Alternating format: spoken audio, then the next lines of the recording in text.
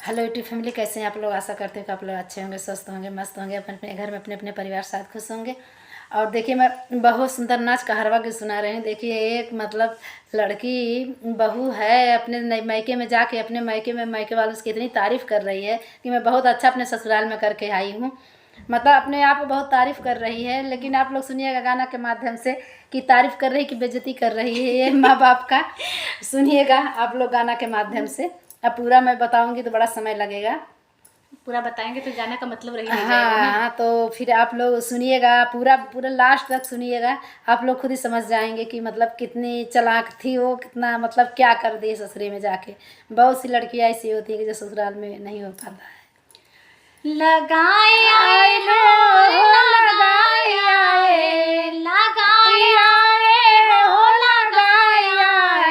हम तो ससुरे में झगड़ा लगाया है, हम तो ससुरे में झगड़ा लगाया है।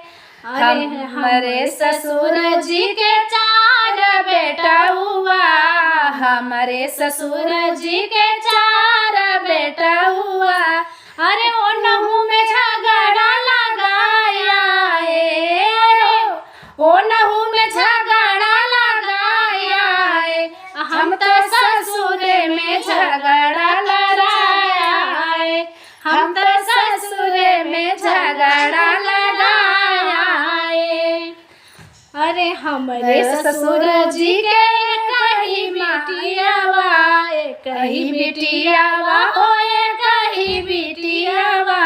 हमारे ससुर जी के कहीं बिटियावा, कहीं बिटियावा होए कहीं बिटियावा।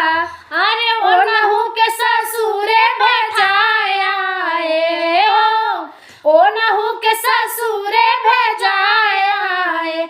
हम तो ससुरे में झगड़ा लगाया है, हम तो ससुरे में झगड़ा लगाया है। लगाया है, हो लगाया है, लगाया है, हो लगाया है।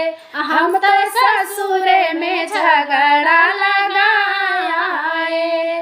अरे हमारे ससुर जी के पड़ोसी, हमारे ससुर जी के नान पड़ोसी। अरे वो नहू में चुगली कराया है, ओ नहू में चुगली कराया है। हम तो ससुरे में झगड़ा कराया है, हम तो ससुरे में झगड़ा कराया है। कराया है, हो कराया है, हो कराया है, हो कराया है। हम तो ससुरे में झगड़ा कराया है। हमारे ससुर जी के महला 2 महला, हमारे ससुर जी के एक ही महलिया। कुल में दरवाजा खोलाया है, कुल में दरवाजा खोलाया है।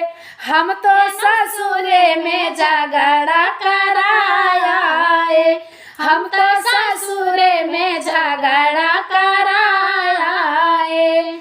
कराया है, हो कराया है, कराया है, हो कराया है।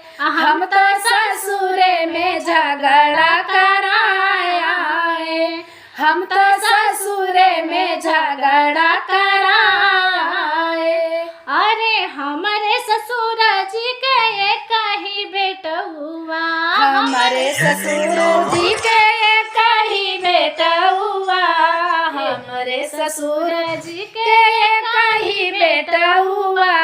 अरे वो नहू के संगवा ले आया है, ओ नहू के संगवा ले आया है। हम तो ससुरे में झगड़ा कराया है, हम तो ससुरे में झगड़ा कराया है। चलिए, मेरा गाना कैसा लगा आप लोग को सुनिएगा और कमेंट करके ज़रूर बताइएगा।